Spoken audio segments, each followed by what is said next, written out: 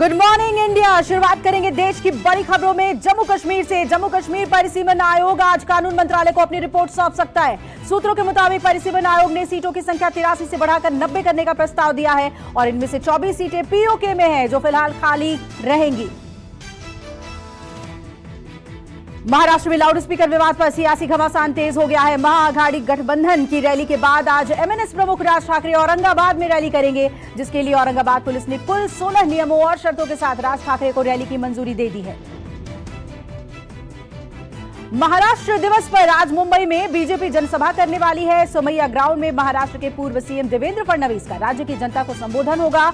BJP ने इस सभा को बूस्टर डोज का नाम दिया है। एआईएमआईएम चीफ असदुद्दीन ओवैसी ने राज ठाकरे की रैली को लेकर बड़ा आरोप लगाया। औरंगाबाद में एक इफ्तार पार्टी में पहुंचे ओवैसी ने कहा कि जानबूझकर राज ठाकरे की रैली को इजाजत दी गई। समाज को कौन भड़का रहा है, ये समझना जरूरी है। ओवैसी ने समान नागरिक संहिता का विरोध करते हुए कहा कि देश को इस कानून की कोई जरूरत नहीं है। महाराष्ट्र में लाउड स्पीकर और हनुमान चालीसा पर सियासी बयानबाजी जारी है। मुंबई पहुंचे बीजेपी नेता कपिल मिश्रा ने कहा कि हनुमान चालीसा से कौन बचेगा, सभी को मालूम है और इससे डर किसे लगता है, ये भी सब जानते हैं।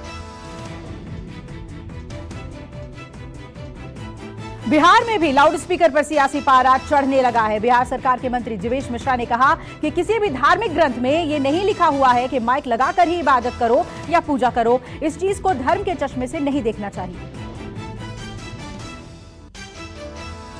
हनुमान चालीसा और लाउड स्पीकर विवाद के बीच पटना से ने मिसाल पेश की है और पटना जंक्शन के महावीर मंदिर और जामा मस्जिद में दोनों धार्मिक स्थलों में लगे लाउड स्पीकर एक दूसरे के धर्म के सम्मान में बंद किए जाते हैं। महावीर मंदिर में दिन भर भजन कीर्तन चलता है, लेकिन अजान की आवाज लाउड स्पीकर से आते ही भजन का लाउड स्पीकर बंद कर दिया जाता है।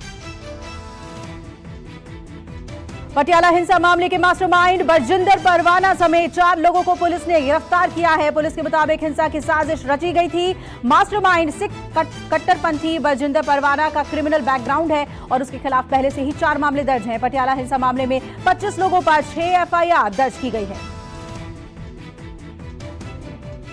पटियाला हिंसा मामले में खालिस्तान विरोधी मार्च निकालने वाले हरीश सिंगला को रिमांड पर लेकर पूछताछ की जा रही है। सिंगला को कोर्ट ने 2 दिन की पुलिस रिमांड में भेज दिया है। पुलिस ने हरीश सिंगला को बिना अनुमति के जुलूस निकालने और हिंसा भड़काने के आरोप में गिरफ्तार किया था। शुक्रवार को सिंगला ने पटियाला में खालिस्तानी विरोधी मार्च निकाला था। पटियाला में हुई हिंसा पर आप नेता संजय सिंह ने कहा है कि पंजाब में निजाम बदल चुका है। नफरत और हिंसा की राजनीति के लिए आम आदमी पार्टी की सरकार में कोई जगह नहीं है। उन्होंने ट्वीट किया कि सीएम भगवंत मान ने प्रशासनिक अधिकारियों को सख्त निर्देश दिए हैं कि ठीक से ड्यूटी करो वरना घर पर बैठ जाओ। गोरखनाथ मंदिर के बाहर हुए हमले के मामले में सनसनीखेज खुलासा सामने आया है। यूपी एटीएस की पूछताछ में मुख्य आरोपी मुर्तजा अब्बासी ने बताया कि वो सोशल मीडिया के जरिए आतंकी संगठन आईएसआईएस के संपर्क में था। मुर्तजा ने 2 साल पहले आईएसआईएस की शपथ ली थी। उसने विदेशों में आईएसआईएस संगठनों को लाखों रुपए भी भेजे थे। गुजरात चुनाव में आप ने तैयारी शुरू कर दी है। दिल्ली के सीएम अरविंद केजरीवाल आज गुजरात दौरे पर रहेंगे। इस दौरान वो भरूच में सुबह 11 बजे नेताओं के साथ बैठक करेंगे और इसके बाद केजरीवाल आदिवासी संकल्प महासम्मेलन को संबोधित करेंगे। गुजरात विधानसभा चुनाव को लेकर दिल्ली के मुख्यमंत्री अरविंद केजरीवाल ने बीजेपी पर तंज कसा है। उन्होंने सवाल किया कि क्या अगले सप्ताह राज्य में चुनाव की घोषणा के लिए गुजरात विधानसभा को भंग कर दिया जाएगा। एक ट्वीट में यह पूछा कि क्या भाजपा आम आदमी पार्टी से इतनी डरी हुई है। यूपी के सीएम योगी आदित्यनाथ ने निर्देश दिए हैं कि हर जिले में बड़े माफियाओं की लिस्ट बनाई जाए। इसके साथ ही हर महीने थाने में टॉप 10 अपराधियों की लिस्ट तैयार कर कड़ी कार्रवाई की जाए। ये लिस्ट हर महीने बदल जाएगी और एक समय के बाद टॉप 10 अपराधी बचेंगे ही नहीं। देश में कोरोना एक बार फिर अपनी रफ्तार पकड़ते दिख रहा है। देश में 24 घंटे में कोरोना के 3688 नए केस आ गए हैं, जो कि शुक्रवार के मुकाबले कहीं ज्यादा है। वहीं कोरोना से मरने वाले मरीजों की संख्या भी बढ़ी है। देश में कोरोना से एक दिन में 50 लोगों की जान गई। दिल्ली में 24 घंटे में कोरोना के 1520 नए केस सामने आए हैं, जबकि इससे एक मरीज की मौत हुई है। वहीं शुक्रवार को दिल्ली में कोरोना के 1607 नए मामले सामने आए थे, जबकि 2 लोगों की मौत हुई थी। जम्मू कश्मीर के पूर्व मुख्यमंत्री और नेशनल कॉन्फ्रेंस के नेता उमर अब्दुल्ला ने केंद्र सरकार पर भेदभाव का आरोप लगाया। उमर अब्दुल्ला ने कहा कि रमजान के इस पाक महीने में जरूरी वक्त पर बिजली ना काटी जाए तो इसमें लापरवाही है या जानबूझकर ऐसा किया जा रहा है। देश के कई हिस्सों में भीषण गर्मी पड़ रही है और आज भी गर्मी से राहत मिलने के कोई आसार नहीं है। पश्चिमी विक्षोभ के सक्रिय होने के बाद 3 मई के बाद गर्मी से थोड़ी राहत मिल सकती है। धूल भरी तेज हवाएं चलेंगी, कहीं कहीं बूंदाबांदी भी हो सकती है।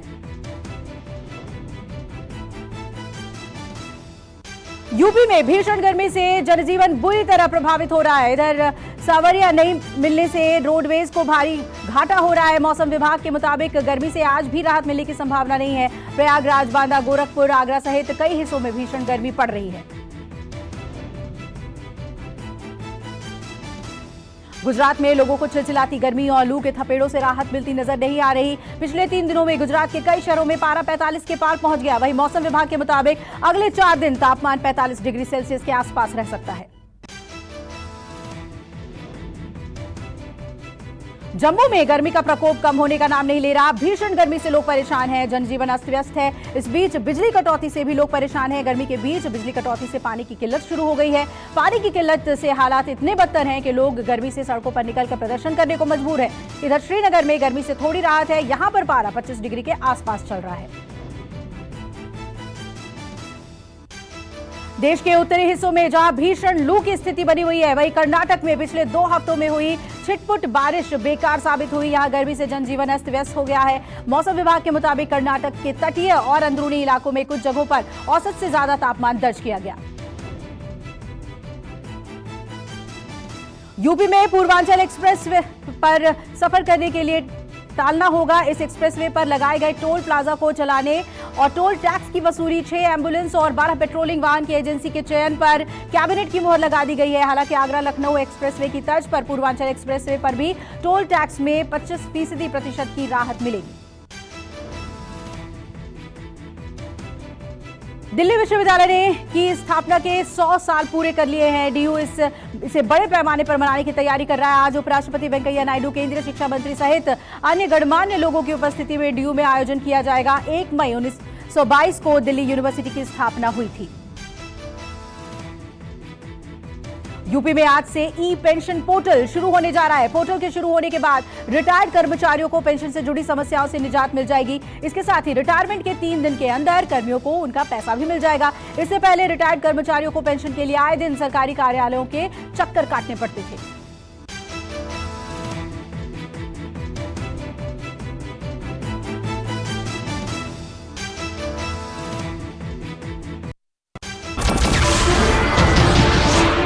नमस्कार, मैं हूं मानक गुप्ता। अगर आपको हमारा ये वीडियो पसंद आया हो तो इसे लाइक और शेयर जरूर करें और हां, हमें सब्सक्राइब और फॉलो करना ना भूलें ताकि आप देश और दुनिया की कोई खबर मिस ना करें। तो जुड़े रहिए हमारे साथ और देखते रहिए न्यूज़ 24।